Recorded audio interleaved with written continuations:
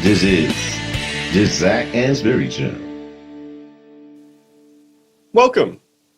This podcast clip comes from an interview with Ryan Buckle from Top Shelf International.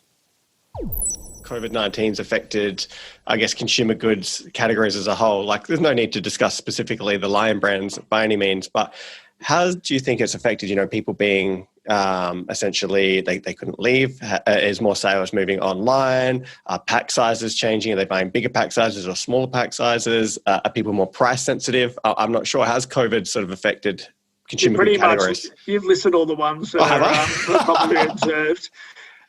So first of all, I think people have got less time. So recognisable brands, and I'm not saying specifically to the categories I work in, but I think it's happened as a pretty obvious outcome out of this. So there's probably the lessons that there's less browse time, whether it be online or in store, and probably less trips too, which means that you sort of the available time to do things in store, albeit, category browsing times are often well below a minute. Yeah.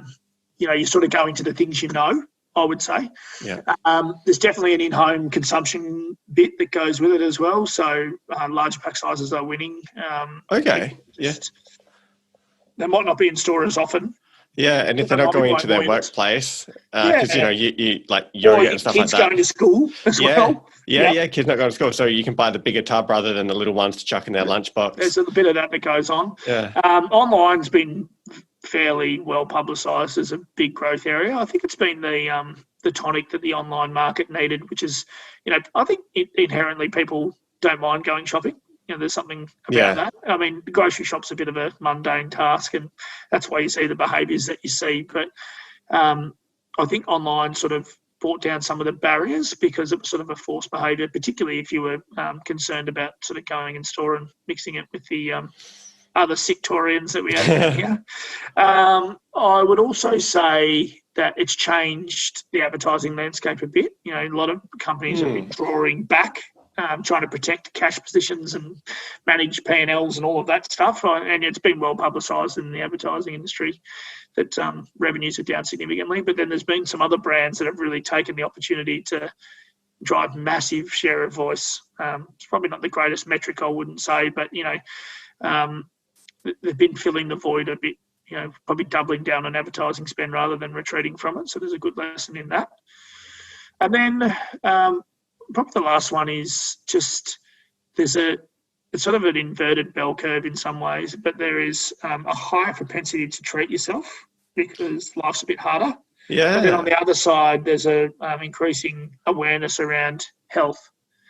And it might manifest in the way of immunity or weight management, all those kind of things. But people feel like, there's a few more cheat days than there probably would have been historically. Yeah. But on the other days, there's a bit more demand around, am I doing the best for myself? And probably comes from just taking better care while you're in a more challenging environment mentally. So they're probably some of the themes that I've noticed. I think talking to people in the industry, I don't think there's much different there.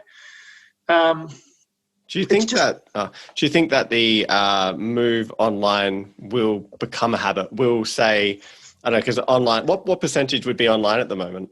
It's still sub 10. Yeah, I would say. So it's increased, but do you think people will keep that as part of their habitual behaviour? Yeah, I think so. There will be probably a correction once, or if we get back to normal. I think there's going to be a new normal. I mean, it's the most overused term there is at the moment. Yep.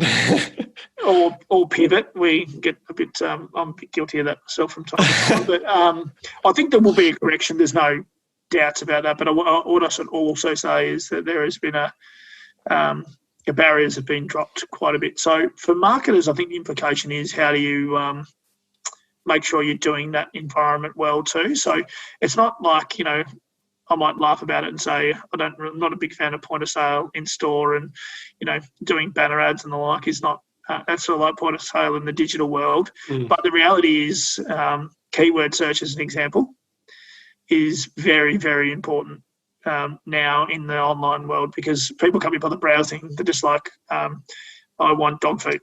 And the one that's at the top of the list, might not necessarily be the one that you buy, but I think the propensity, how you bring physical availability to life in the online world, there is some skill that goes with that. It doesn't mean you deprioritise other marketing efforts, because 90% of the food that's bought is still going to be in a store. So you got to get in the diamond, get the right share of space, make sure you're well priced, cover off the key sort of segments. But it's an and, not a but, I would say, at the moment, which is there'll be a growing level of capability that will come. And I think, it's going to light the fuse for the Amazons and I think catch.com.au are doing a good job at the moment.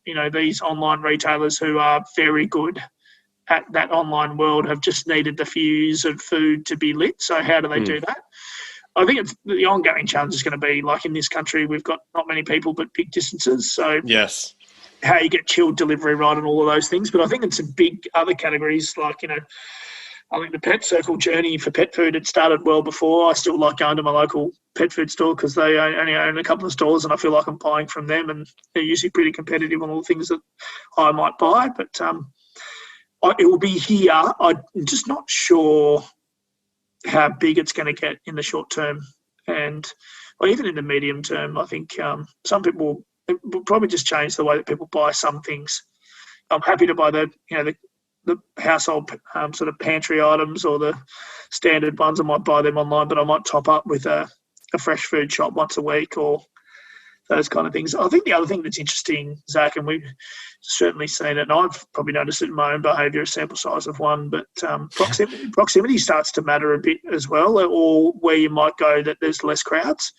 So I know a local store to me that's like a local deli, and it's an amazing shop, don't get me wrong, but it was sort of more of a chore to go there. But now it's like, all right, actually I might just get up a bit earlier in the morning, get in there before everyone else does, and then I can sort of get what I want and get out. Whereas, going to a big store is probably less attractive just because of the amount of people that are in there and all of that stuff. So I think a bit of channel shift might happen as well. And the last one will be, just the rising change in convenience that will come with this. So I would think that your big convenience retailers will be looking about how they capture this new world that we're all embarking on. Hey guys, it's Zac Anesbury here with just a couple of quick reminders. If you've enjoyed today's podcast, then make sure you subscribe so you never miss an episode.